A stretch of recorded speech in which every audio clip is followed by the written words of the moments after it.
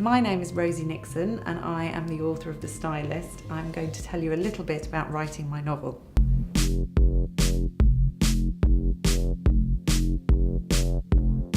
Well, fortunately, when I started writing The Stylist, I soon found that I had done a lot of the research already. Although I am editor of Hello magazine currently, I've worked at numerous glossy magazines before then, including Glamour and Grazia and Red. And during the course of my career, I've covered lots of award ceremonies across the Atlantic, from London to LA, including the Oscars. I remember one time for a feature for Glamour magazine, I actually had to be made over as if I were an A-list star going to the Oscars. I think I had about 3 spray tans in the course of 24 hours. I had ridiculously long false eyelashes and borrowed an amazing dress and some stunning jewels that actually had their own bodyguard, all to stand on the Oscars red carpet and be photographed in the magazine. The feature was actually entitled Going from Z-list to A-list to the Oscars. So I then became a Z-lister again when I returned home in my economy seat on the plane. So it was all great fun, and sitting down to write about award season and the life of a stylist, and my main character Amber Green, who becomes the assistant to the stylist, brought back lots of these memories and some of the escapades that I had during the course of my career.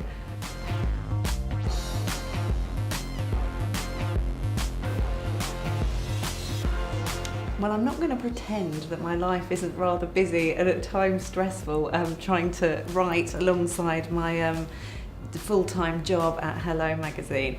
But the writing is something that I adore doing so much. It's amazing how you can find the time to do something that you really love. Actually, lots of The Stylist was written on my iPhone. In the notes section, in the back of taxis, sometimes in the loo at parties, don't tell anybody about that, and sometimes in bed, and just whenever really I had a spare moment. I also have 2 little boys, and I finished The Stylist during my first maternity leave, and I've just finished writing the sequel to The Stylist during my second maternity leave. And so perhaps I need a baby to write a book, although I think my husband might have something to say about that. So it's busy, yeah, but you know, I think all mums are busy, and everybody that tries to hold down a career alongside something they love doing, you know, has to really find the time to fit it in. So we all really do as best as we can.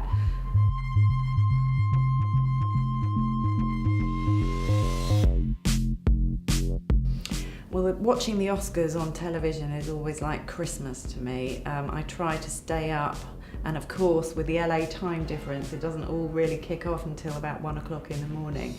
But then the red carpet just gets more and more exciting as the night goes on and the big stars begin to arrive later into the evening. Cate Blanchett is somebody I always love seeing on the red carpet. I think she does quirky really well, but she also does classic really well, and you never quite know what she's going to wear. She always looks so individual. I love Jennifer Lawrence as well, because she's such a down-to-earth kind of, also almost the antithesis of the Hollywood diva. I think she always looks very natural on the red carpet, but pulls off, you know, a really stunning gown as well. But it's always exciting every year to see who's going to steal the headlines, if anyone's going to make a faux pas. I mean, we all love sort of seeing whether there'll be a Bjork in a swan dress kind of moment each year. So yeah, I'm always glued to the TV set watching the red carpet unfold.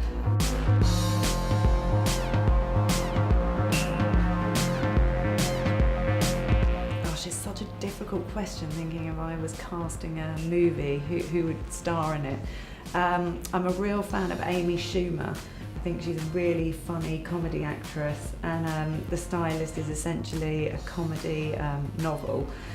So I think Amy would make a really good Amber. I like the way that she doesn't conform to a Hollywood standard, and Amber is very like that. She feels like a bit of a misfit in this sort of image-conscious world. So she would be fantastic. Or I have to revert to my love of Jennifer Lawrence again. I mean, that would be a dream come true and maybe set you up for an Oscar. So I wouldn't turn her down if she fancied playing Amber.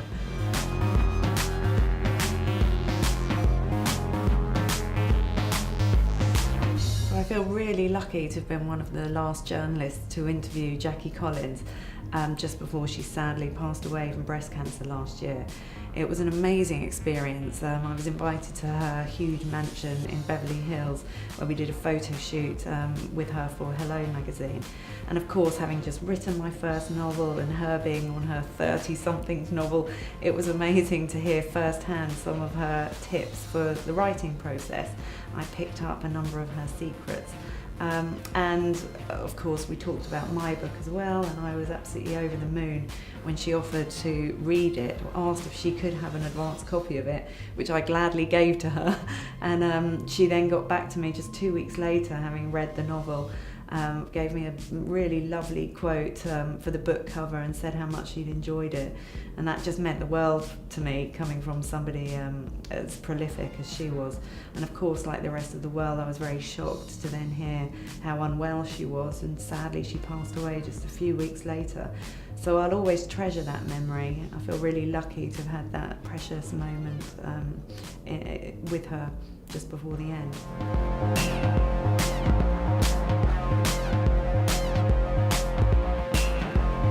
We will be seeing Amber Green again. The Stylist is not the end of Amber Green. I just couldn't put her to bed quite yet. And I've just finished writing the sequel to The Stylist, which is called The Stylist Takes Manhattan. It's set in New York, and it sees Amber move to New York for a few months, during which time there are lots more calamities over amazing clothes, run-ins with celebrities, and she's also navigating her first relationship. So there's a strong love story within the book too. And it was great fun to write, and I did have to go to New York on my own for research purposes and stay in Soho House and go shopping, because it was all essential research for writing my second novel.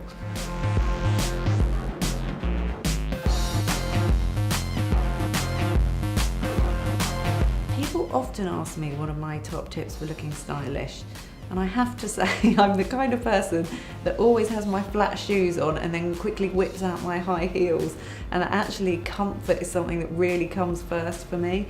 So I think be comfortable. I think if you don't feel comfortable, then that immediately shows. I'm also a big one for colour. I think you always notice the girl that walks into the room that's wearing the bright coloured dress. I think especially it can really help with your mood as well. So I would say wear colour, and also know your shape. It's amazing what a good cut can do, you know, on the right body shape. So know your good bits, know the bits that you kind of really want to cover and really accentuate, you know, the most positive things about your figure.